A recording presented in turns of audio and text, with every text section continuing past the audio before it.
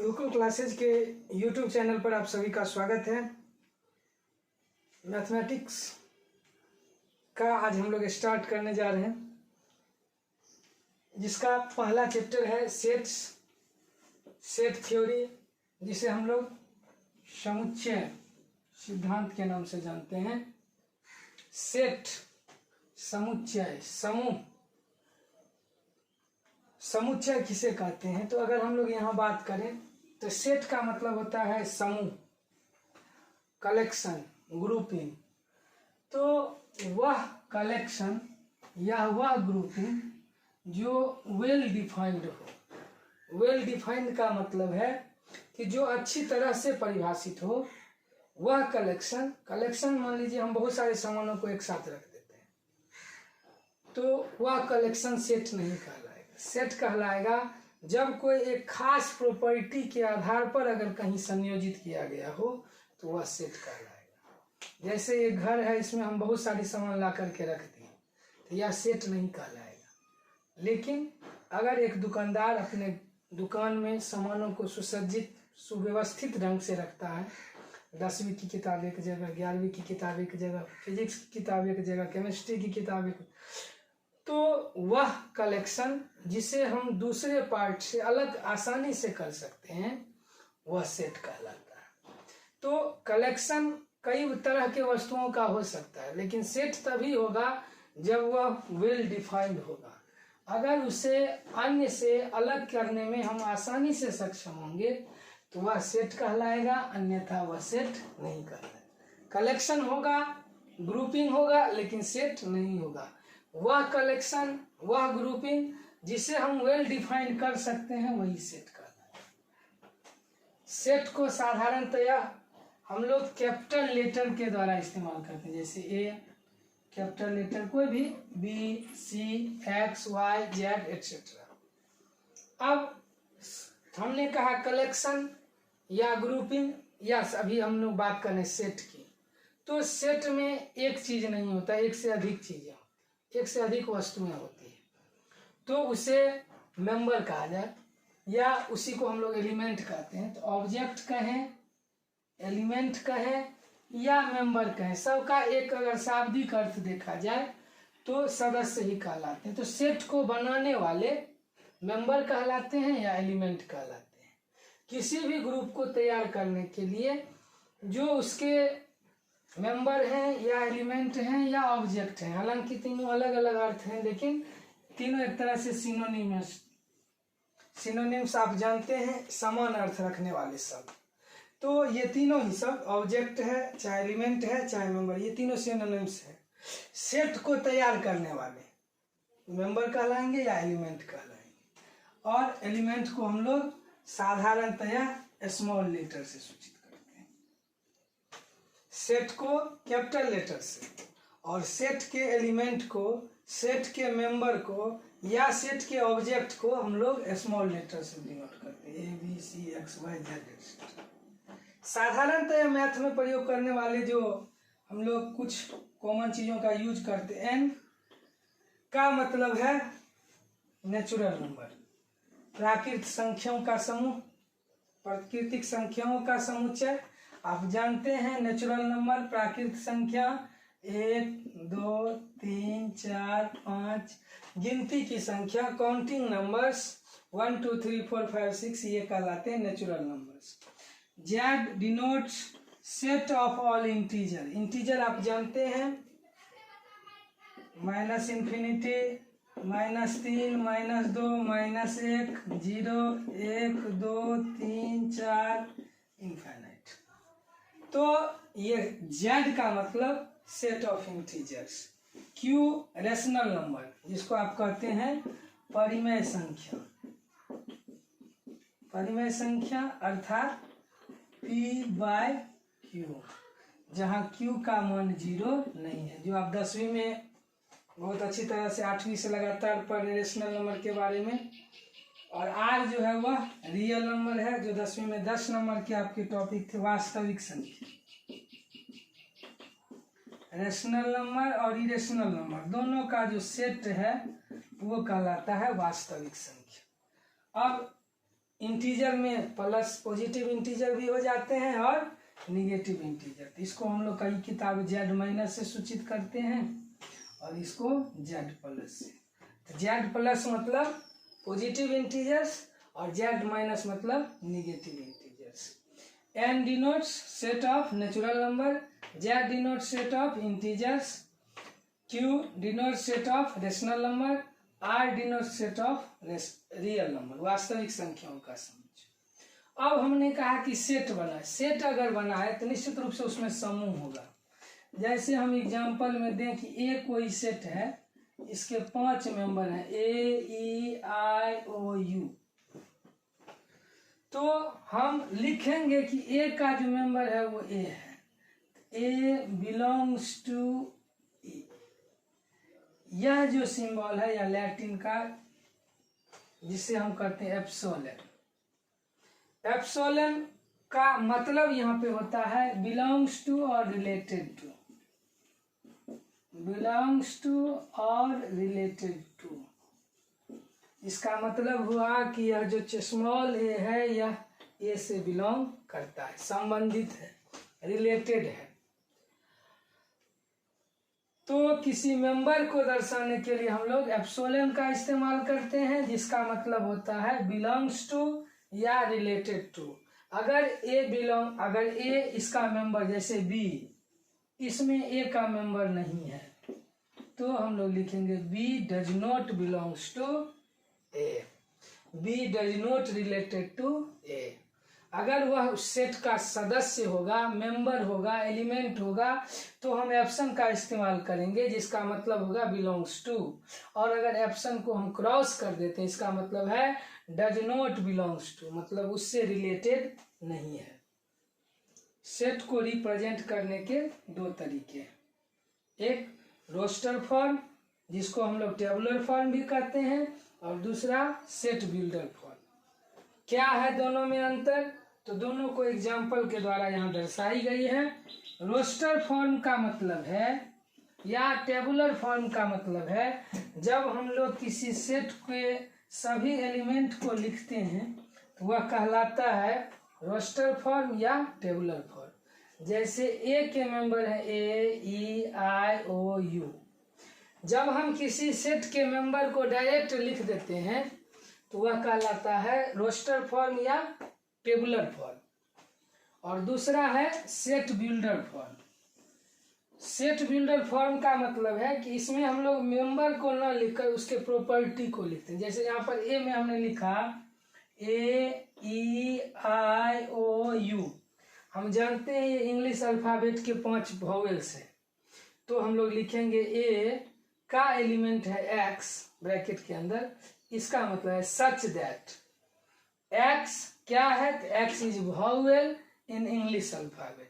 X क्या है, तो एक्स जो है वह इंग्लिश अल्फाबेट का वॉवेल है। मतलब इसका भी मतलब यही है, लेकिन जिसमें हम लोग एक्स के सेट के एलिमेंट का प्रॉपर्टी लिखते हैं तो वह कहलाता है सेट बिल्डर फॉर्म, और जिसमें हम डायरेक्ट मेंबर को लिखते हैं वह कहलाता है रोस्टर फॉर्म या टेबुलर फॉर्म।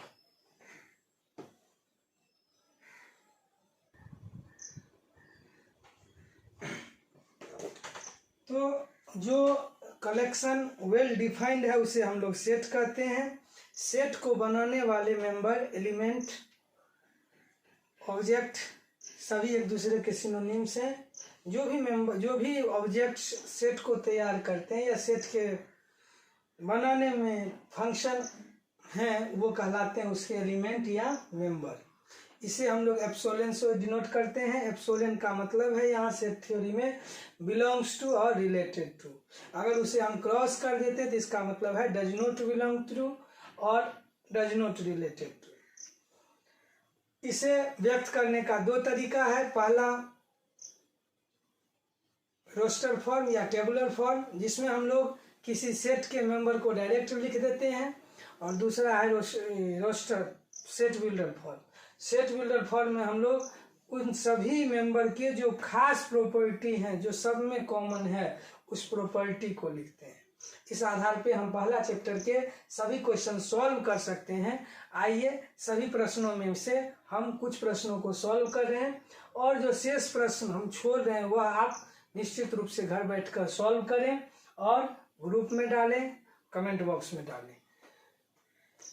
एनसीईआरटी के सभी क्वेश्चन के कुछ महत्वपूर्ण क्वेश्चन हम समझा रहे हैं और बता रहे हैं इसके सॉल्यूशंस।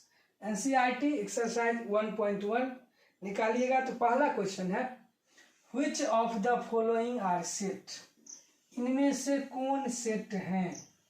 अर्थात यह क्वेश्चन सेट के परिभाषा पर निर्धारित है कि सेट का परिभाषा जो हमने पढ़ा कलेक्शन, कलेक्शन मतलब समूह, लेकिन वह कलेक्शन जो वेल डिफाइंड हो, जिसको डिफिनीशन दिया जा सके, जिसको और चीज़ों से अलग किया जा सके। जस्टिफाई योर आंसर, जस्टिफाई का वही मतलब है कि इसमें जो भी क्वेश्चंस दिए गए हैं वो सभी किसी न किसी चीज़ का समूह है, लेकिन क्या वह समूह सेट कहलाने योग्य है या नहीं।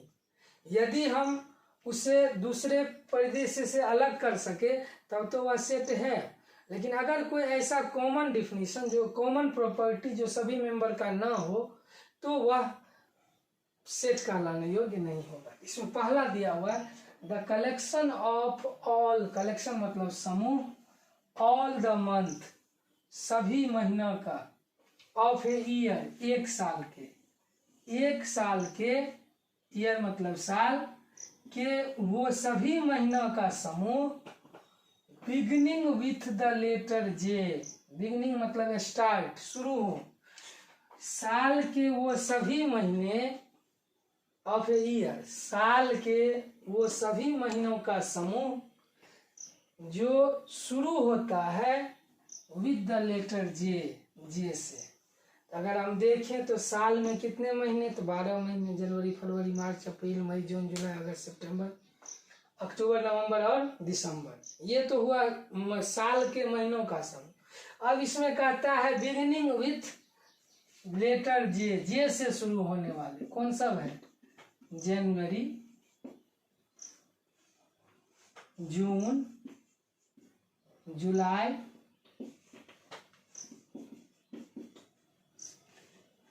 नवंबर और दिसंबर। तो इसे अलग करना आसान है, इसलिए यह सेट है, तो लिखेंगे यस दिस इज सेट। अगर हम उसके मेंबर को क्लासिफाइड कर सकें, अलग कर सकें, तो वह सेट होगा, नहीं तो सेट नहीं। इसी का दूसरा क्वेश्चन है द कलेक्शन ऑफ समूह 10 10 मोस्ट सबसे अधिक talented writers of India, Bharat के सर्वश्रेष्ठ 10 टैलेंटेड। अब टैलेंट का परिचय कैसे दिया जाए, किसको कम कहा जाए और किसको ज्यादा। तो हर एक आदमी का विजन जो होता है, देखने का नजरिया अलग अलग होता है, तो इसलिए किसी खास 10 को स्थान नहीं दिया जा सकता। हम किसी खास 10 ही लेटर को भारत के टॉप मोस्ट, टॉप टैलेंट हम कह सकते हैं कि वो टैलेंटेड है, वो टैलेंटेड है, लेकिन मोस्ट टैलेंटेड कौन है इसका निर्धारण आसानी से नहीं है, या सेट नहीं है। तो इस तरह से पहले क्वेश्चन में 9 क्वेश्चन है जिसमें आपको डिसाइड करना है कि वह सेट कहलाएगा या नहीं कहलाएगा। अगर आप उसके मेंबर को अलग कर सकते हैं तो वह सेट होगा, अगर नहीं कर सकते, जैसे हम कई राइटर्स हैं, चेतन भगत, बहुत सारे हैं जिसको, लेकिन मोस्ट टैलेंटेड का 10 टैलेंटेड चुना हुआ नहीं है, इसलिए हम इसको सेट नहीं। इस तरह से 7 क्वेश्चन और हैं जो आप सॉल्व करिए, और अगर दिक्कत है तो कमेंट बॉक्स में डालिए ताकि अगले वीडियो में हम उन सभी प्रश्नों को सॉल्व करें।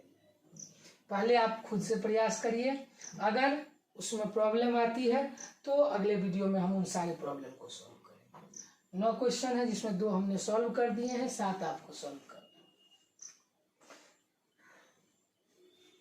नोट कर लें।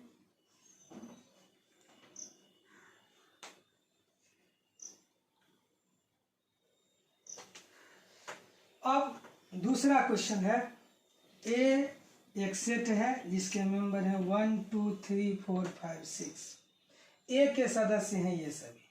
अब कहता है इंसर्ट, डालना है appropriate symbol, epsilon epsilon not, मतलब belongs to does not belongs to, related to does not related to. अब यहाँ दिया हुआ है 5, क्या 5 ए में बिलोंग करता है? हम देख रहे हैं कि यह रिलेटेड है इससे, तो एप्सिलॉन नॉट लगा। दूसरा क्वेश्चन है 8, क्या 8 इसमें है? 8 ए के मेंबर में 8 है? नहीं है, इसको भर देना है एप्सिलॉन नॉट। इसका मतलब है 5 related to A but 8 does not related to A. इसी तरह 6 क्वेश्चंस हैं, आपको भरना है कि वह उससे बिलोंग करेगा या बिलोंग नहीं करेगा। जैसे तीसरा सिंबल है कि 0 डॉट डॉट ए, क्या 0 इसका मेंबर है? नहीं है, तो हम लोग डाल देंगे। यदि होगा तो एप्सिलॉन और नहीं होगा तो इसे कट कर देंगे। आसान से प्रॉब्लम है, बनाने में कोई दिक्कत नहीं होनी चाहिए। तीसरे प्रश्न पर आइए। Write the following set in roster form. कहने का मतलब है इन सभी सेट को रोस्टर फॉर्म में रखिए, लिखिए। इसका मतलब है कि यहाँ जो दिया गया है वह सेट बिल्डर फॉर्म में, हमको बदलना है रोस्टर फॉर्म में। कैसे बदलेंगे? तो हमको पता है कि इसमें प्रॉपर्टी दिया होगा, तो हम लोग यहाँ लिखेंगे रोस्टर फॉर्म में ए बराबर, यहाँ दिया गया है x such that x integer है, मतलब संख्या है, पूर्णांक है, पूर्णांक है। एंड साथ में दिया हुआ है -3 से बड़ा है और 7 से छोटा है।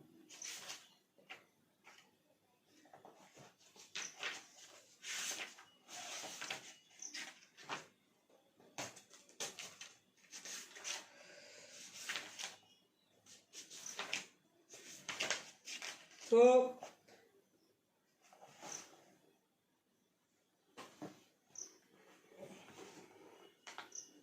यहाँ दिया गया है कि 7 से छोटा, तो अगर हम लोग को ये लिखना होगा तो -3 से बड़ा है, तो यहाँ पर सिंबॉलिक है, हो जाएगा -3 से 7 के बीच में, -2 -1 0 1 2 3 4 5 6।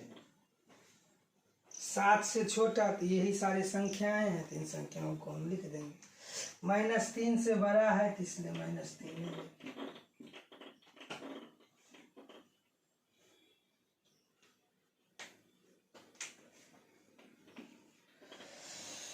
B X is a natural number. दूसरा है कि एक्स प्राकृत संख्या है 6 से छोटा।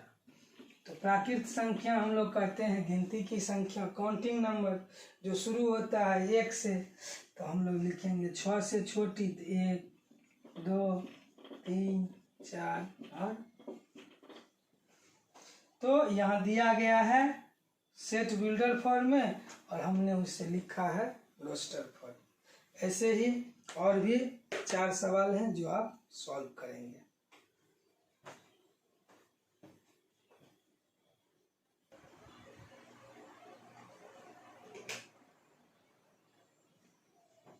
अब चौथा क्वेश्चन को देखें तो जिस तरह तीसरा क्वेश्चन में था कि सेट बिल्डर फॉर्म में दिया हुआ था और उसे हमें कन्वर्ट करना था रोस्टर फॉर्म, उसी प्रकार यहाँ है रोस्टर फॉर्म में दिया हुआ है और इसे हमें लिखना है सेट बिल्डर फॉर्म। अब हमें दिमाग लगाना पड़ेगा कि कौन सा प्रॉपर्टी है जो इसमें कॉमन है। तो अगर हम लोग यहाँ देखें तो 3 6 9 12 3 3 दूनी 6 3 3 9 3 चौके 12। तो यहाँ हम इसको ऐसे लिख सकते हैं कि x such that x is multiple of 3 के गुणक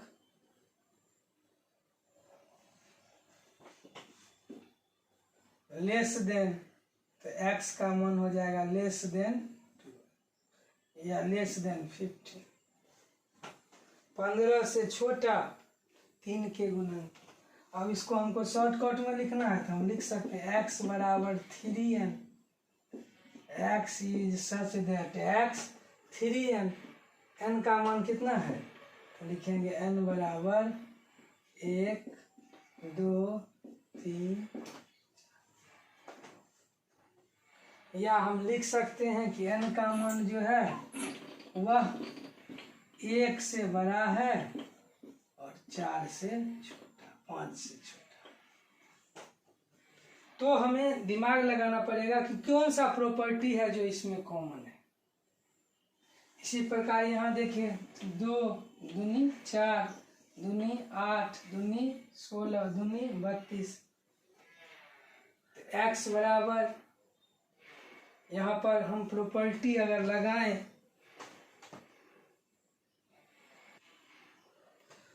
तो यहाँ पर हो जाएगा x बराबर 2 का पावर n। n का मान कितना था 2 का पावर 1, 2 का पावर 2, 2 का पावर 3, 2 का पावर 4, 2 का पावर 5। तो यहाँ पर n का मान हो जाएगा 1 से लेकर के 5। या यहाँ भी जैसे हम लिखेंगे तो यहाँ हम इसको ऐसे भी लिख सकते थे x बराबर 3n, n का मान 1 से बड़ा बराबर और 4 से छोटा।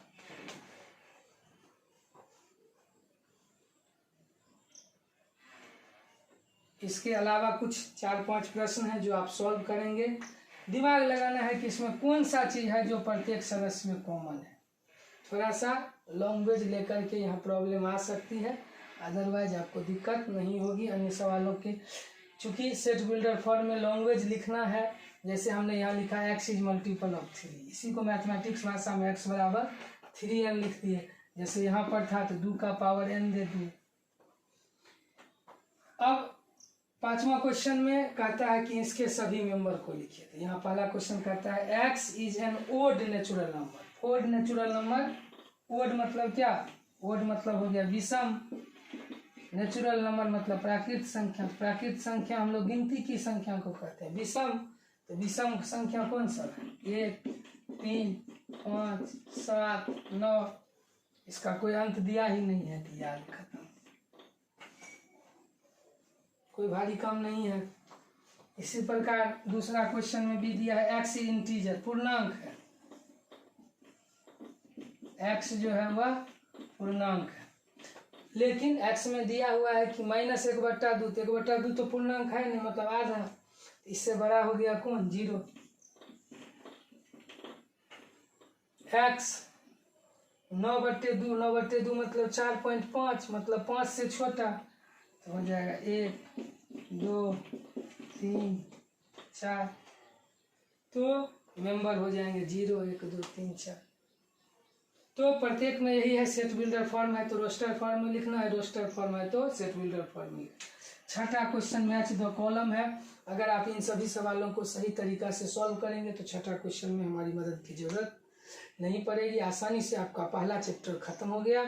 निश्चित रूप से बनाए, ग्रुप में डालें, और अगर कोई किसी प्रश्न में दिक्कत है तो वह कमेंट बॉक्स में डालें ताकि अगले वीडियो में हम उसके सॉल्यूशन के साथ आएँ। तब तक के लिए शुक्रिया, धन्यवाद।